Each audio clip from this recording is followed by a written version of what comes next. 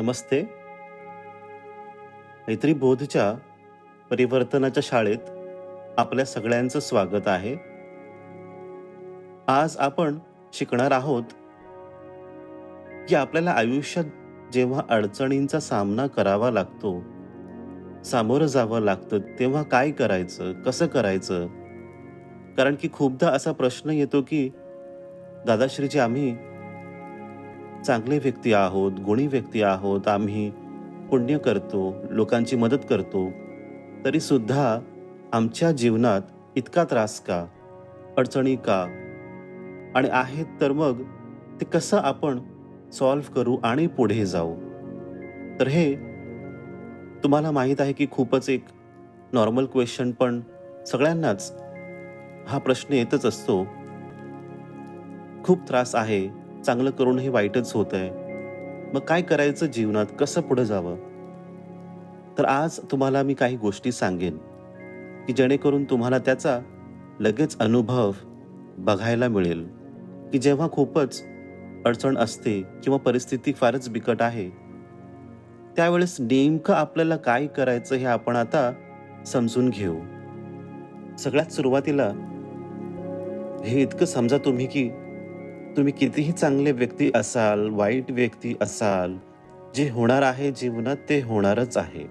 जेव्हा तुम्ही कधीही तुमच्या जीवनात अग्रेसर असता किंवा तुमची वाटचाल पुढे चाललेली आहे, तुमच्या लक्ष्यापर्यंत, तुमच्या यशापर्यंत तुम्हाला जायचं असेल, त्यावेळेस कुठे ना कुठे अडचण येणारच येणार. कोणत्यातरी दिशेने त्या अडचणी पोहोचतील. एक व्यक्ती असेल किंवा परिस्थिती असेल. पण ह्या गोष्टी तुमच्यापर्यंत पोहोचतील. म्हणून तुमच्याकडे आज एकच उपाय आहे. आणि तो उपाय काय आहे? तुम्ही त्या सत्याचा स्वीकार करा. सत्य काय आहे? अडचणी येणार. अडचणी का येतात? कारण की तुमच्याकडे सोल्युशन आहे. तुमच्याकडे त्याचा उपाय एक आहे, जेणेकरून तुम्ही ह्या अडचणीमधून बाहेर येऊ शकता. म्हणून अडचणी आल्या की घाबरून जायचं नाही. पटकन काय विचार करायचा, की मला ही अडचण आहे, ज्यातून मला बाहेर पडायचं आहे. ह्याचं सोल्युशन असं-असं आहे. या सत्याचा स्वीकार करा, की हो, काही प्रॉब्लेम नाही. जशा पण अडचणी माझ्या जीवनात येत आहेत, त्यांचा मी स्वीकार करतो किंवा स्वीकार करते. दुसरी गोष्ट, इथे काय तुम्हाला करायचंय, तुमचं काही लक्ष असेल जीवनाबद्दल, ध्येय असेल, त्या ध्येयासाठी तुम्हाला सतत कर्म करत राहायचे आहेत. काम करत राहायचंय, कार्य करत राहायचंय.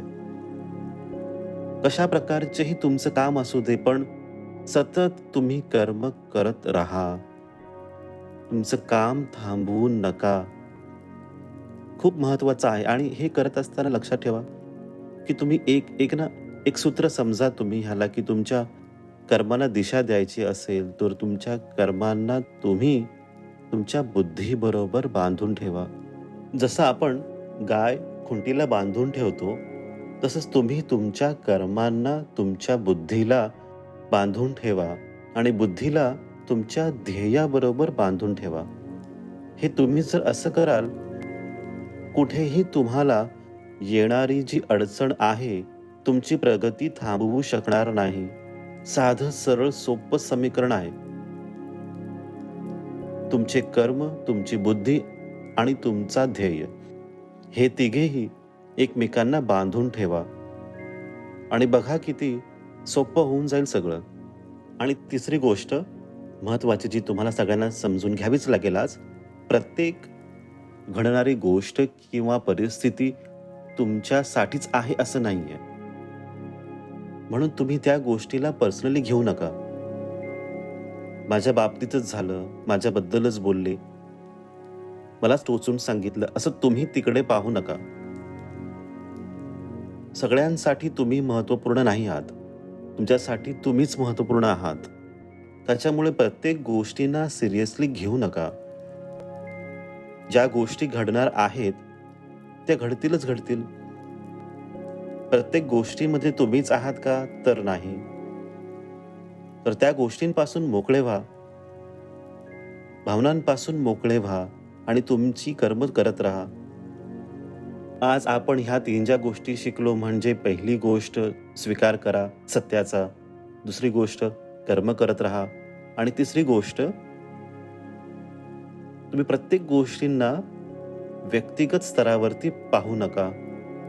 आता ह्या तिघांमधून जर आपल्याला एकच शिकायचं असेल, आजचं खास सूत्र, ते सूत्र आहे की कर्म करत राहा. निरंतर कर्म करत राहा. थांबू नका. कर्म करत राहा. म्हणजे तुमचं काम हे सतत चालूच पाहिजे. जे पण तुमचे ध्येय असेल, त्या ध्येयासाठी तुम्हाला पुढे वाटचाल करावीच लागेल. म्हणून कर्म करत राहा. हा आजचा धडा आहे. पुढचे 7 दिवस आपण स्वतःला असेच पाहणार आहोत. काम थांबणार नाही. काय रिझल्ट येईल, काय फळ प्राप्त होईल ते महत्वाचं नाही. आपण काय करायचंय, काम करत राहायचंय बस.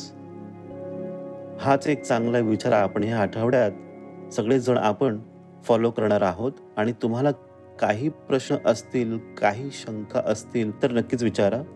आपण कुठल्या तरी एका भागामध्ये त्याच्याबद्दल बोलू. पुढच्या आठवड्यात पुन्हा एकदा भेटू. तुमच्या सगळ्यांचंच कल्याण होवो, सगळ्यांचंच मंगल होवो. नमस्ते.